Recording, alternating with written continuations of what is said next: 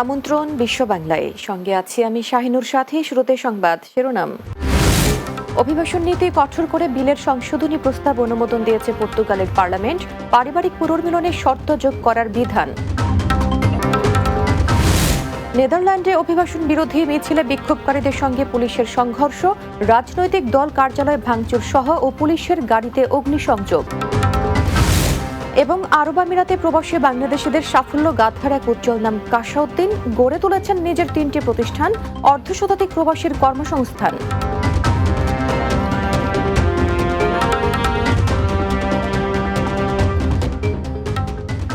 শুনছিলেন শিরোনাম, এবার বিস্তারিত।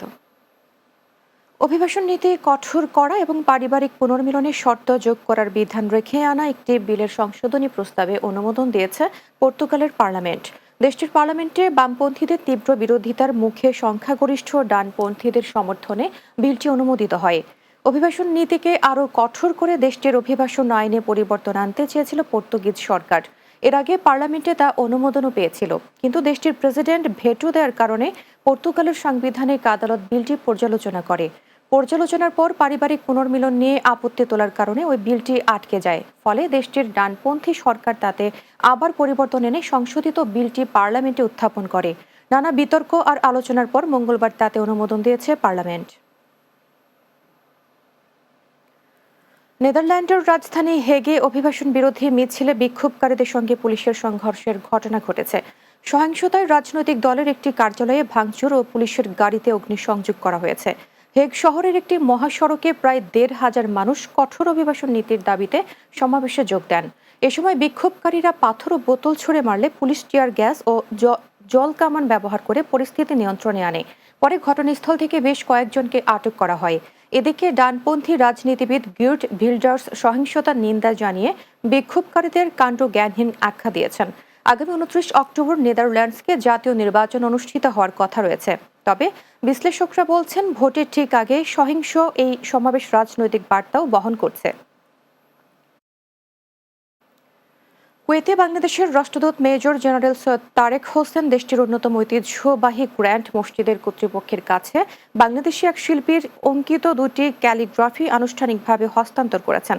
কুয়েত প্রতিনিধি আহজুবেদ জানান, দেশটিতে নিযুক্ত বাংলাদেশের রাষ্ট্রদূত মেজর জেনারেল সৈয়দ তারেক হোসেন মসজিদ কর্তৃপক্ষের প্রধান বদর মাজুন আল ঢাফিরের হাতে এই শিল্পকর্ম দুটি তুলে দেন।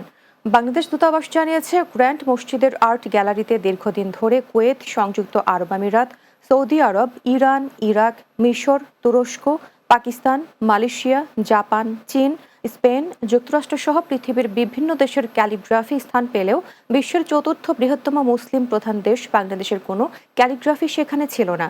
এই ঐতিহাসিক শূন্যতা পূরণের লক্ষ্যে দূতাবাস জনৈক তরুণ বাংলাদেশি ক্যালিগ্রাফি শিল্পীর আঁকা উচ্চমানের ২টি ক্যালিগ্রাফি সংগ্রহ করে গ্র্যান্ড মসজিদে প্রদর্শনের জন্য হস্তান্তরের উদ্যোগ নেয়।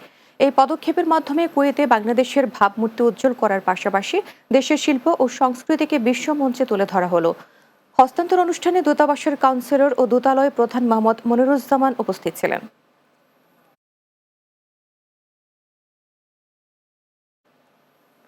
এবার দুবাইয়ের গল্প।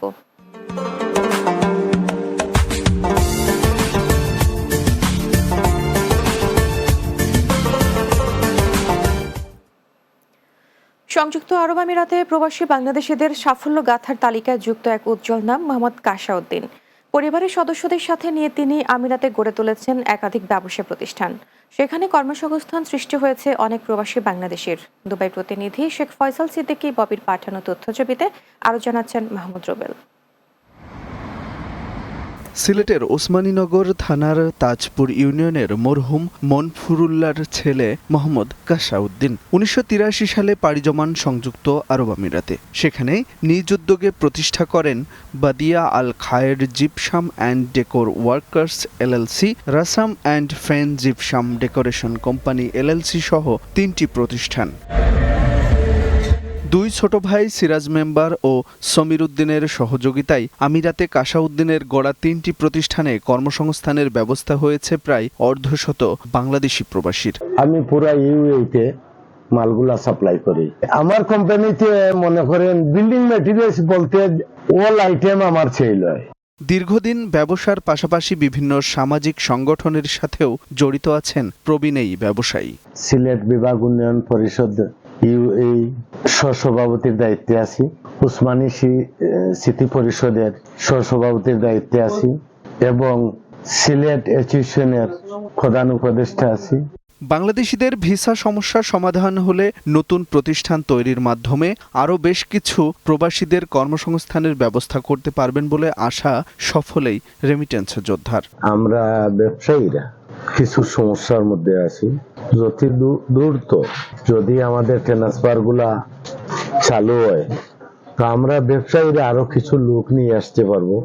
এতে হবে কি আমাদের দেশের একটা উন্নতি হবে, তো ওইটাই আমার প্রত্যাশা।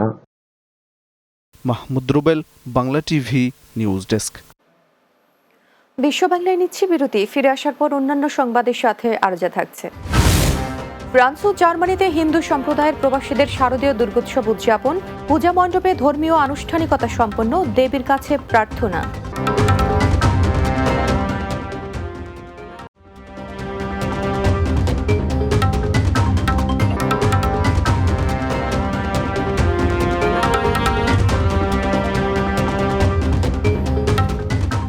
বিরতির পর বিশ্ব বাংলায় স্বাগত আরও একবার। দুর্গাপূজাকে ঘিরে ফ্রান্সে প্রবাসী বাংলাদেশের সনাতন ধর্মাবলম্বীদের মাঝে ছিল আনন্দের জোয়ার। প্রতিবারের ন্যায় এবারও রাজলক্ষ্মী মায়ের বাড়িতে দুর্গাপূজার আয়োজন করা হয়। ফ্রান্স প্রতিনিধি রাসেল আহমেদ জানান, সেখানে আয়োজিত পূজা মণ্ডপে যাবতীয় ধর্মীয় আনুষ্ঠানিকতা যথাযথভাবে সম্পন্ন হয়। পূজায় অংশগ্রহণ করেন ফ্রান্সে বেড়ে ওঠা নতুন প্রজন্ম শিশুরাও। এছাড়াও বিশেষভাবে উপস্থিত ছিলেন সমীর দে, জয়া মজুমদার দে, অদ্বৈত মজুমদার দে, অমৃত মজুমদার দে, অজয় দাস, অসীম চক্রবর্তী, সোমা দাস, সুস্মিতা, মমতা, সবুজ মণ্ডল, পূজা, রাজু, ভুবন, রাজীব, রিঙ্কি ও অন্যান্য ভক্তবৃন্দ।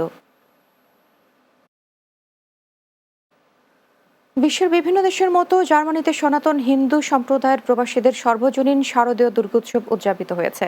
দেশটির নানা অঞ্চলে দেবী দুর্গার ভক্তরা বিভিন্ন পূজা মণ্ডপে দিয়েছেন অঞ্জলি ও অর্চনা। জার্মানি থেকে সহকর্মী আশরাফুল হক আকাশের প্রতিবেদনে বিস্তারিত। বাংলাদেশ ও ভারতের সাথে মিল রেখেই জার্মানিতেও জমে উঠেছে শারদীয় দুর্গাপূজা। মহাষষ্ঠী, সপ্তমী আর মহা অষ্টমীর দিনেও ছিল দেবী ভক্তদের আরাধনা, অঞ্জলি প্রদান ও ভোগ বিতরণ। এদিনেও অসংখ্য পূজারীদের দেখা গেছে জার্মানির বায়ার্ন অঙ্গরাজ্যের মিউনিখের মাতৃমন্দির, ফ্রাঙ্কফুর্টের রাইন মাইন বেঙ্গলি কালচারাল অ্যাসোসিয়েশন, ড্রেসডেনের বঙ্গ উৎসব সহ বার্লিনের হিন্দু সোসাইটি, বার্লিনের বাঙালি সহ অন্যান্য অঞ্চলের সংগঠনগুলোর পূজা মণ্ডপগুলোতে। বার্লিন হিন্দু সোসাইটির পক্ষ থেকে সবাইকে শারদীয় শুভেচ্ছা। পূজা আমরা ভালোভাবে করেছি, আসছে বছর আবার যেন আমরা ভালোভাবে করতে পারি, এই আশা কামনা করছি ঠাকুরের কাছে। আমাদের মা দুর্গাকে 108টা পদ্মফুল দিয়ে পুজো করেছি, নিয়ম কানুন মেনে 108টা মোমবাতি জ্বালিয়েছি এবং সবকিছু যজ্ঞ হয়েছে আজকে আমাদের খুব সুন্দরভাবে। আমরা আশা করি যে আমরা আগামীতেও এইভাবে পুজো করব, নিয়ম কানুন মেনে মার আরাধনা করতে পারবো, মাকে ডাকতে পারবো এবং মার আশীর্বাদ নিতে পারবো। সবার জন্য মায়ের আশীর্বাদ প্রার্থনা করি। দেবী দুর্গার চরণে অঞ্জলি প্রদান ছাড়াও দূর দূরান্ত থেকে পরিবার পরিজন নিয়ে আসা ভক্তরা ধর্মীয় নানা আনুষ্ঠানিকতা সম্পন্ন করেন। বুধবারও সকাল থেকে ষোড়শ উপাচারে দেবীর পূজা করা হয়। 108টি পদ্ম এবং প্রদীপ দিয়ে দেবী দুর্গার আরাধনার পাশাপাশি পুষ্পাঞ্জলি গ্রহণ শেষে অনুষ্ঠিত হয় সন্ধি পূজা। পূজা মণ্ডপগুলোতে আসা দেবী ভক্তদের বিশ্বাস, সকল অসুরকে দমন করতে দেবী দুর্গা এই ধরাতলে অবতীর্ণ হয়েছেন। বিজয়া দশমীতে স্বামীগৃহে ফিরে যাওয়ার আগেই সবাই দেবীর আশীর্বাদে স্নাত হবেন, এমন প্রার্থনা ভক্ত অনুসারীদের। আশরাফুল হক আকাশ, বাংলা টিভি, জার্মানি। সেন্ট্রাল লন্ডনের ক্যামডেনের হেভারস্টক হিলের স্পাইস অফ হেভারস্টক রেস্টুরেন্টে হেভারস্টক ওয়ার্ল্ড লেবার পার্টির জন্য তহবিল সংগ্রহের জন্য একটি ফান্ড রাইজের আয়োজন করা হয়। লন্ডন প্রতিনিধি ফজলুল হক জানান, আকলাসুর রহমান শাহাবুদ্দিন ও শাহরিয়ার রহমান ইমনের সার্বিক তত্ত্বাবধানে এই আয়োজন করা হয়। কাউন্সিলর নাসিম আলী ওবিই, সাবেক মেয়র লীনা চৌধুরীর পরিচালনায় প্রধান অতিথি ছিলেন পলি টনবি। অনুষ্ঠানে আরও উপস্থিত ছিলেন councillor Nadia Shah, Marcus Boyland এবং councillor Heather Johnson. Liam Martin Lane, Joseph Ball, Kemi আট লাগবে এবং জিএল এর সদস্য কাউন্সিলর অ্যান ক্লার্ক সহ অনেকে। রিয়াদের ধীরা ক্রিকেট স্টেডিয়ামে অনুষ্ঠিত খেলায় ব্রাহ্মণবাড়িয়া চ্যালেঞ্জার্সকে 7 উইকেটে হারিয়ে কোয়ার্টার ফাইনাল নিশ্চিত করেছে সিলেট ইউনাইটেড। রিয়াদ প্রতিনিধি একে আজাদ লিটন জানান, সিলেট ইউনাইটেড দলের পক্ষ থেকে উপস্থিত দর্শক এবং খেলোয়াড়দের অভিনন্দন জানান দলের প্রধান উপদেষ্টা আব্দুল আজিজ মাসুক। এ সময় উপস্থিত ছিলেন উপদেষ্টা এরশাদ আলী, নজরুল ইসলাম, রুবেল আহমেদ, শেখ ফয়েজ আহমেদ, শেখ ফখরুল ইসলাম তোফায়েল, আজিজুল ইসলাম আজাদ, মাসুক মিয়া, নুরুজ্জামান সুমন সহ বিপুল সংখ্যক প্রবাসী দর্শকরা। ম্যাচে ম্যান অব দ্য ম্যাচের পুরস্কার পেয়েছেন সিলেট ইউনিটির দলের খেলোয়াড় মোহাম্মদ হেলাল।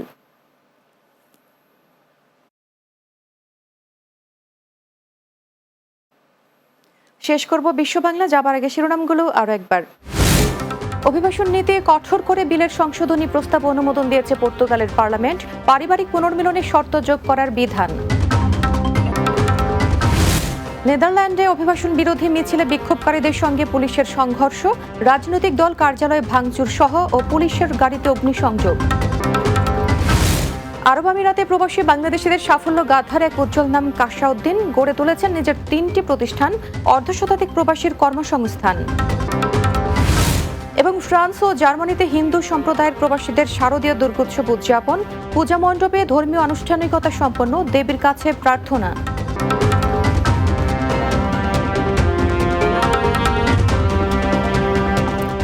দর্শক, এই ছিল বিশ্ব বাংলায়। এতক্ষণ সঙ্গে থাকার জন্য ধন্যবাদ সবাইকে।